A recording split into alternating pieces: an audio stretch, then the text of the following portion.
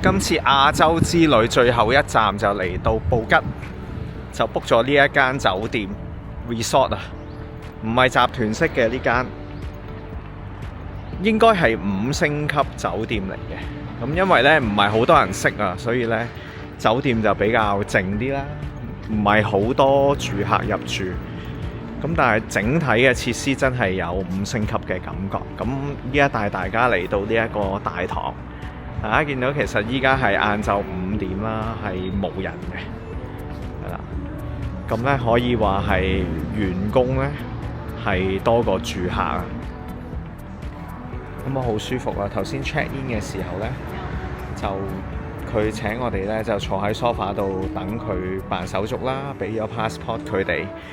咁跟住佢就辦完手續咧，就幫我哋收埋行李咁樣。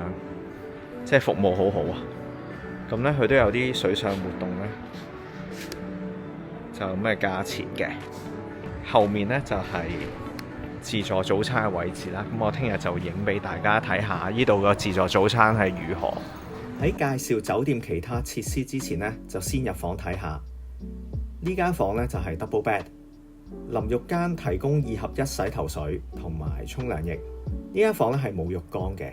其中有一面牆咧就係玻璃牆，如果驚尷尬咧就可以落個簾沖涼。廁所嘅空間好足夠，台面咧就有好充足嘅空間擺嘢。呢間房咧係 pool access， 酒店就預先放定2條毛巾俾住客上水嘅時候可以使用。泰國嘅水喉水咧係唔可以直接飲用嘅，酒店咧就提供咗2支玻璃樽裝嘅水。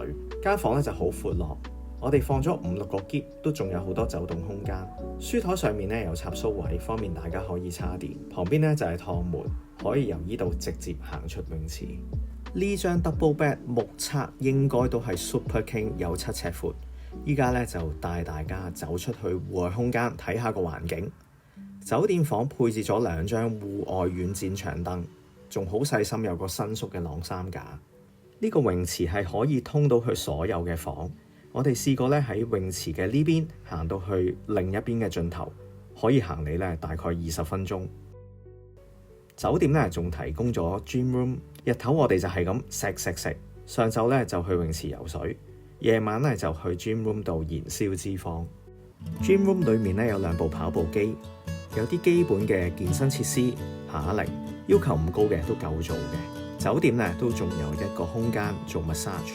如果講到 massage 嘅環境，就大概係3星半到4星嘅質素。通常去泰國酒店，尤其是 resort， 我都會買埋早餐，因為貪佢方便。諗住咧食完嘢 hea 下，先至慢慢出去行街。咁呢間酒店嘅早餐咧，可以話係中規中矩。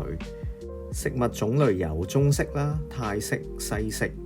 以400蚊港紙1晚嘅質素包埋早餐，我覺得咧已經係算係唔錯。呢間酒店咧就係2025年先至起好開幕，加埋咧呢間酒店唔係集團式，唔係好多人知道呢一間酒店嘅存在，所以今朝早去食早餐坐得好舒服，好鬆動。酒店職員 refill 食物嘅速度都好快，所以整體嚟講，早餐嘅體驗係好滿意。每次去到泰國酒店都好欣賞酒店提供嘅果汁或者生果，熱帶地方出產嘅生果種類多，亦都係好甜好好味。一般酒店咧可能有蘋果汁、橙汁，呢間酒店咧就多埋荔枝汁同埋菠蘿汁。唯一美中不足嘅就係生果嘅選擇只係得西瓜同埋火龍果，如果種類多啲咧，咁就真係完美啦。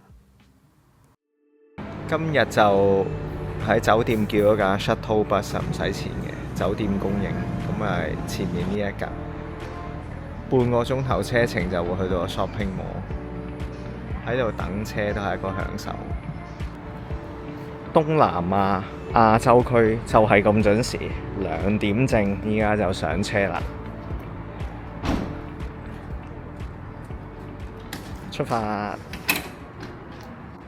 開初以為免費 shuttle bus 帶我哋去嘅係 shopping mall， 去到先知道原來係類似 retail park 嘅地方。鋪頭與鋪頭之間係戶外冇冷氣嘅，而呢度嘅鋪頭主要咧就係食肆為主。但係價錢咧就偏貴。最吸引嘅係佢有一間好大嘅超市，冷氣夠凍，亦都好多嘢買。個人咧就覺得呢度逗留2個鐘頭，乜都已經行得晒㗎啦。